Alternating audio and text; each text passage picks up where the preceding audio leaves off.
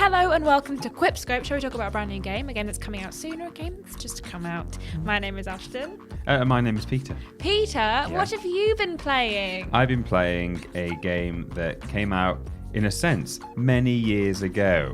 Back in, hang on, let me get my fact for you, 2006. Wow. Except now. So why are we talking about it now, Peter? Because it's been remade from the ground up. It's Destroy All Humans Hue. They should have called it that. Destroy All Humans Hue. It's Destroy All Humans 2, Reprobed. Reprobed. No pun intended with the word colon there, but Reprobed is, love that.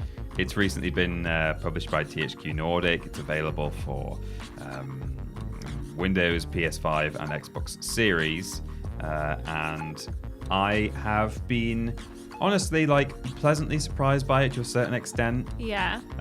So because we talked about this a little bit the other day. Yeah. And you were like, I don't really know much about the game. I know that the first one was remade and it still was a bit janky. Yeah. And we weren't sure if this one was a complete remake or if it was just a new game or anything. So. Yeah. I didn't know very much about this game going into it. Even the originals, I played the first one on PS2 a little bit, at a friend's house or something. I never owned it. Never played the sequel. And I've never really understood the hype, even for the originals. I get that nostalgia plays a huge factor for people who actually owned them at the time. But when they remade the first one, I really wasn't that impressed. I think it just showed its age. And, you can remake a game as nicely as you like, and it can be as beautiful and bug-free as you like, but if the core gameplay is still something that's come from 2005 or whatever the first one was, whenever that was made, there's only so much you can do. It's a bit of a living fossil. So I went into this one, admittedly not hugely optimistic, and I've got to say it's better than the first one, I think, in terms of remake. So I'll give you just the setting first. It's set in the late 60s. There's kind of a big hippie culture in the game, and there's all these people dancing all the time with their hair and their peace signs.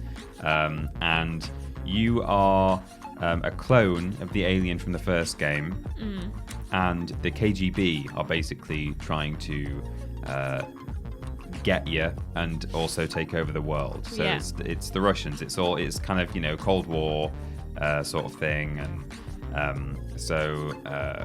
broadly speaking, without giving too much away, their plan is to try and mutate the human race into monsters. Right. Just like the Russians Just do. like the Russians wanted to, famously. In the late 60s, that's what they wanted to do. So I think the game looks reasonably good within the realms of a remade PS2 game. It's got that it's still very kind of cartoony, but it's got a big pops of color and stuff. Yeah. And it's fine in that sense. I did see one glitch when playing, and if I use the right section of my gameplay in this episode, if you're watching on YouTube rather than listening on our podcast feed, you will see at one point a lorry just sort of halfway in the floor driving along the road. It's still following the road, good, but it's just sort of sunken into the ground. But apart from that, not had any glitches.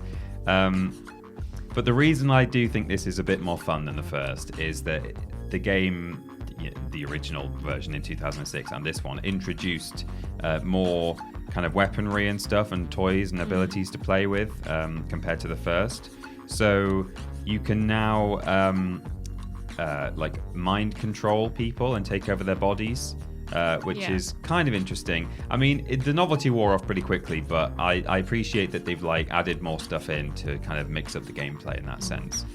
Not being an expert on either of the two games, it's difficult for me to remember which things have been added in and which things were actually in the first one. So I can't say for sure, but I have enjoyed, there's a weapon that when you fire a projectile at things and it makes them just bounce around randomly in different directions. So you can fire them at people and they'll just ragdoll all over the place. Good. If you charge it up real high, you can fire it at cars and they'll, take other people out. And so that's all a lot of fun. And then there's some kind of weird abilities. There's one where it's called Free Love. It's a weapon. Right. And you aim it at people and it sends out this kind of flower power effect and then everyone just starts like dancing and having a great time, and it's just to distract people. So if you're being chased by the police or something because you're an alien, and the police do come after you, then you can do that to distract them. So I don't know much about this series, right. but in my mind it was like XCOM-y in the sense that it was like you're a bunch of aliens trying to kill all the humans, but that's not what this game is. No, not really. So yeah, if you don't know anything about the series at all, I say series, I think they only did 2, but citation needed. It is a third-person shooter, effectively. It's a third-person game where you are in these fairly open levels. It's not a complete open world. Like, it's still a linear experience where you'll have a mission, you have to do a certain number of things, but you're in like a reasonably large cityscape area. And yeah, you have all this different weaponry. You're this single character, and it's like story-led, and you have to just kind of go around and do various things. Although that kind of leads me on to where this thing, although the second game I feel I've enjoyed more than the first, I still think it falls down in that, again, it's having to rely on game design from 2006, and so far everything I've played, and admittedly these are first impressions, I've only played like an hour or so, but everything I've played so far, the missions kind of boil down to 2 or 3 or 4 different kind of objective types. You're just kind of doing the same thing. Right. So it's either kill all the people in this area, or go and destroy these things around the map. And you're just following your radar everywhere you go. There is a UFO that you can fly around in, but that still essentially ends up doing the same thing. So you have like some cool weapons and stuff, but it's still like destroy these things. Right, yeah. Or it's a bit of there's kind of a collectathon element as well to the game, so you have to go around and pick up new bits of equipment and stuff, but they're just big glowing objects on the map that you have to make a beeline for and pick up. See. So that's where it falls down, really, is that you do kind of just find yourself doing the same thing over and over again, and although it looks okay and it's relatively glitch-free, once you've enjoyed maybe 15 to 30 minutes of using these physics weapons and things like that, then you're kind of just like, okay, kill all these guys, okay, go pick up that thing, right, fine. Yeah. If you want kind of like a little brainless like jaunt, it does the job, but if you're looking for something a bit more substance, exactly. And I think it was IGN's review said exactly that, which is that it's if you really want to just turn your brain off for a bit and kind of run around and throw some objects around, you've got that as well. You've got a kind of gravity gun where you can literally just pick things up and launch them. And yeah, just kind of enjoy a bit of it's not quite a sandbox, but this kind of repertoire of abilities and weapons, then it's fine for doing that. The other issue is that they string these missions along with a lot of cutscenes in between, and there are, I want to say, dialogue kind of moments where you can choose your response to certain things, but it's not like, I don't think it affects the game in any way, but you sit there and have dialogue with kind of quest givers, if you can call them that, and already I'm getting a bit bored of that. Like, I think they're going a bit too they're probably taking it a bit too seriously, or like not even taking it too seriously, because it is a very it's a silly game, and they sort of parody certain like bits of pop culture and things like that, so they don't take the story too seriously, but they could tell the story that they're telling without as much dialogue, I guess is what I'm saying.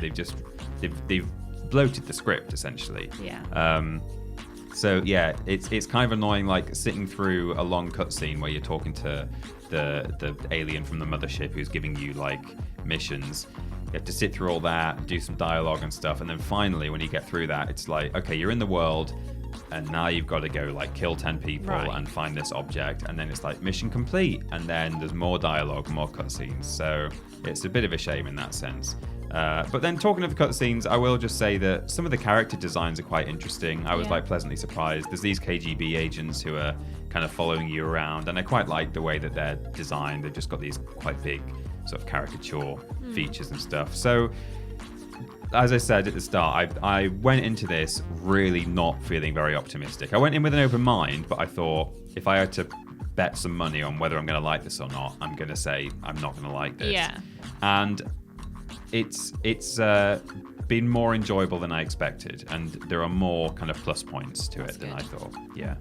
So I'd certainly give it a go if you are a fan of the original series. Definitely worth having a go in that sense. But even if you're not, if you're just kind of curious, then maybe it's something worth looking at. Perhaps like watch some, I mean, if you're watching on YouTube right now, rather than listening on the podcast feed, then you'll be able to see some gameplay. Yeah. But yeah, maybe do a bit of Googling and watch 10-15 minutes of gameplay and see what you think. But yeah, it's not a write-off, but it's not a this is my This game of must the go in year. your basket, yeah. So very much kind of down to your own preferences and stuff. But yeah, those are my thoughts. Wow, thanks, Peter. You're welcome. There's just enough time, I think, for a quip.